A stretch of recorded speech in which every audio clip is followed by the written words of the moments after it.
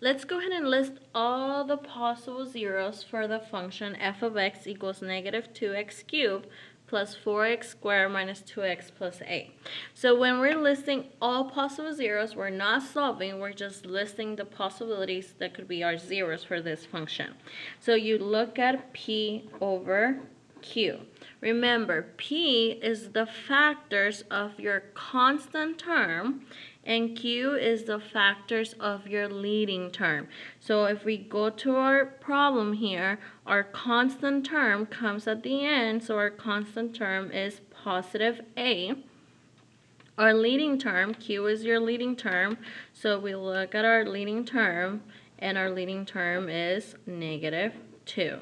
So we have to look at the factors of both a and negative 2. So you start with 1. 1 can divide a, and negative 1 can also divide a. So we say one of the factors is plus or minus 1. And then you keep moving. Does 2 divide a? It does. So we have a factor of plus or minus 2. 3 doesn't divide a. 4 divides a. 5, 6, 7, and once you get to the actual number, then you're done listing all the factors. So factors of a are 1, 2, 4, and 8, and the possibility could be positive or negative. Same for the bottom. So now you look at q. The factors of 1, it's plus or minus. The factors of 2 is plus or minus 1, and 2 can also divide itself by 2, so plus or minus 2.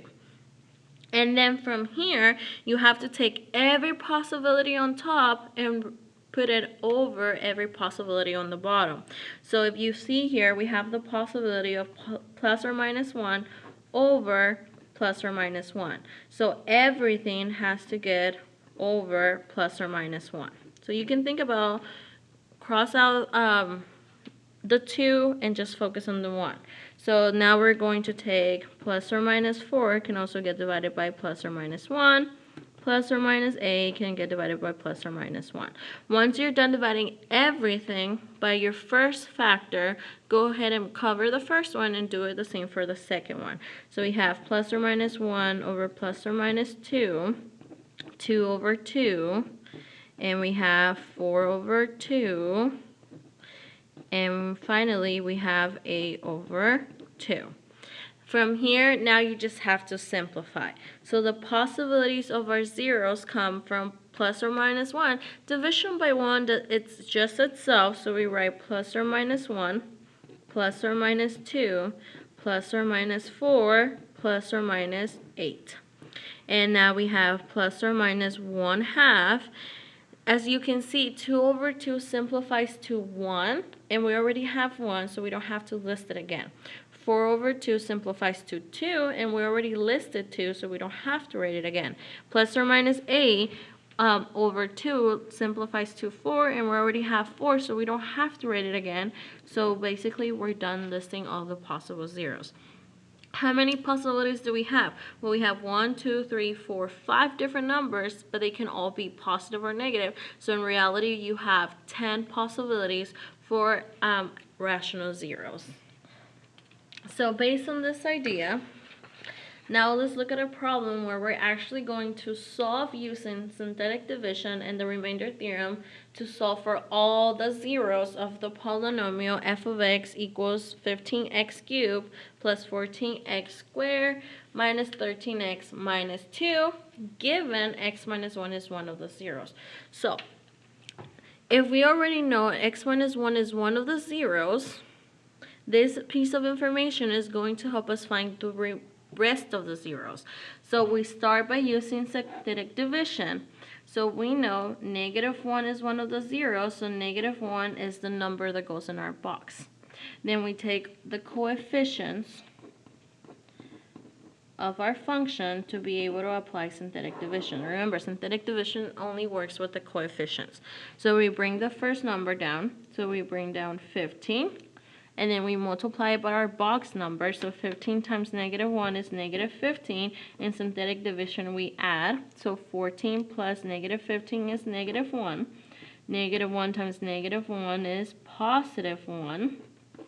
Negative 3 plus 1 is negative 2. Negative 2 times negative 1 is positive 2. Negative 2 plus 2 is actually 0.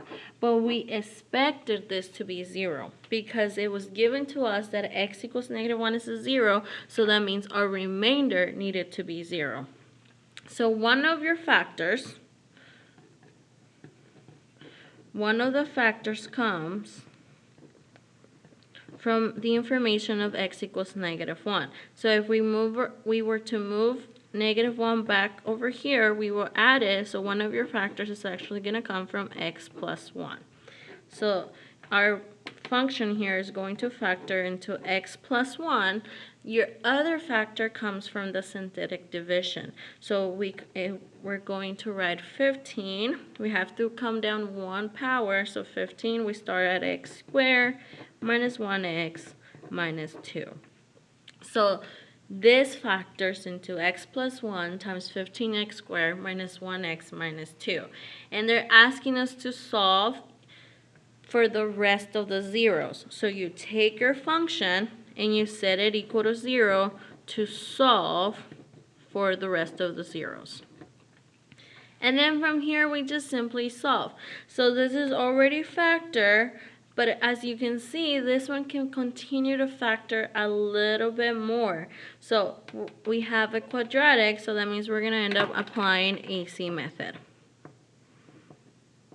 So our A value is 15, our C value is negative 2, so we're dealing with 15 times negative 2, we get negative 30, and we're looking for factors of negative 30 that will add up to our middle term of negative 1.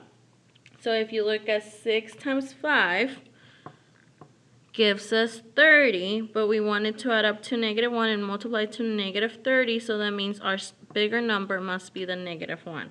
So we're going to come up here, and we're going to rewrite this as 15x squared. My middle term now is going to become minus 6x plus 5x minus 2. So we replace the middle term with whatever we found over here using AC method. And now you can see we end up with 4 terms, so we're going to apply grouping. So we have here 15x squared minus 16x have in common a 3 and an x.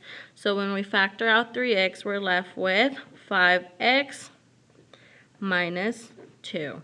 Here, if they have nothing in common, we say they have a 1 in common. So we factor 1 out, it's not going to do anything, so we're just left with x minus 2. We know we did the step correctly because they perfectly match, so now I can completely factor it. So it's going to factor, we already have x plus 1 out here, so we have 5x minus 2 in common. When we factor that out, we're left with 3x plus 1. So now it's completely factored. Now I can take each of the factors and set it equal to 0. And then you solve. So we end up with x equals negative 1. When we solve this one, we're going to end up with x equals 2 over 5 and x equals negative 1 over 3. So we have a total of 3 different zeros. We have negative 1, negative 1/3, and 2 over 5. Don't forget to include the one they already gave us.